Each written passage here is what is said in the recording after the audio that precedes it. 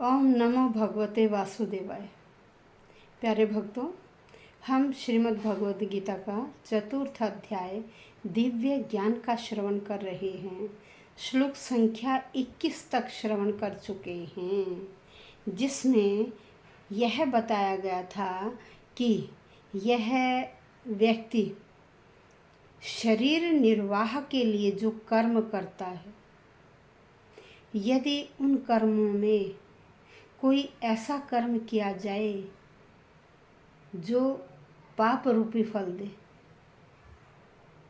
तब भी वह पाप उस व्यक्ति को नहीं लगता, क्योंकि वह व्यक्ति केवल शरीर निर्वाह के लिए काम करता है निष्काम भाव से, तो उसे वह पाप नहीं लगता। लेकिन जो व्यक्ति सकाम भाव से काम करता है उसे पाप अवश्य लगता है।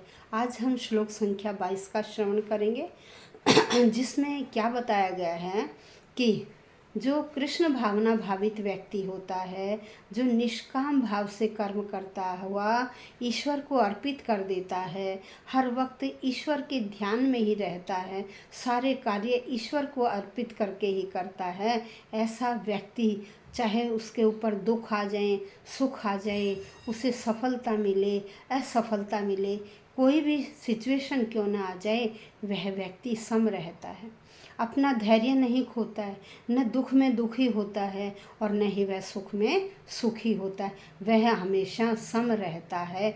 यही दिव्य ज्ञान है, यही दिव्य ज्ञान कहलाता है। अर्थात जिस व्यक्ति को कटु सत्य का पता है कि वास्तविक सत्य क्या है, इसका मतलब उस व्यक्ति ने दिव्य ज्ञान प्राप्त कर लिया है। तो आज हम ये श्लोक संख्या 22 का श्रवण कर रहे हैं।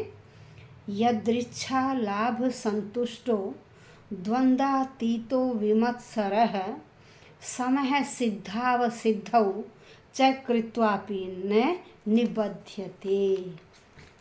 अब आइए शब्दशः अर्थ करते हैं। यदृच्छा, यदृच्छा का मतलब है अपने आप, स्वतः।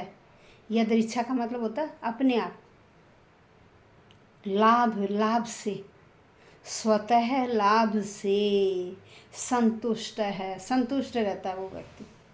जो दिव्य ज्ञानी है वो लाभ से संतुष्ट रहता है। फिर द्वंद्व, द्वंद्व से, ईर्ष्या द्वेष जो द्वंद्व है उससे अतीतः परे, ऐसा व्यक्ति द्वंद्व से परे रहता है, ईर्ष्या से परे रहता है, द्वंद्व से मुक्त हो जाता है।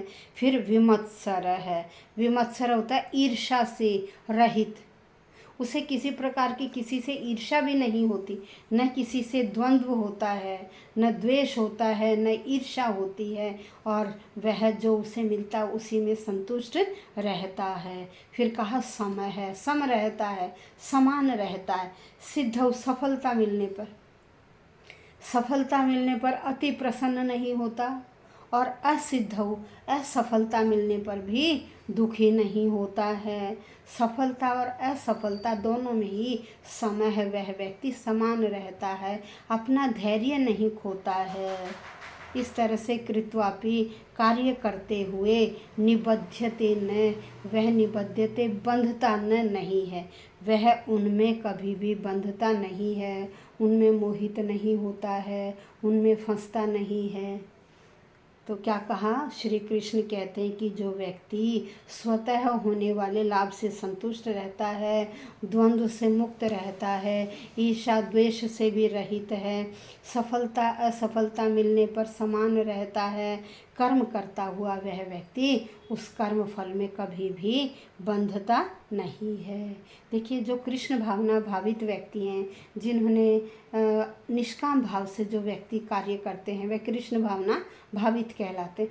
कृष्ण भावना भावित व्यक्ति शरीर निर्वाह के लिए अधिक प्रयास नहीं करते हैं, और जो भी वो कार्य करते हैं उन सब से वह संतुष्ट रहते हैं। न तो वह मांगते हैं और मिल जाता है तो उसमें वो संतुष्ट रहते हैं, क्योंकि उन्हें कटु सत्य का पता है कि वास्तविकता क्या है, और वह द्वैत में भी नहीं फंसते, द्वैत भाव में कभी नहीं फंसते।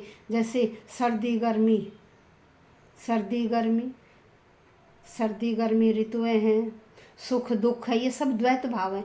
इनमें वह कभी भी नहीं फंसते। उन्हें न तो ऋतुओं का आभास होता है, न गर्मी लगती है, न सर्दी लगती है, न सुख का अनुभव होता है, न दुख का अनुभव होता है। वह हर अवस्था में सम रहते हैं।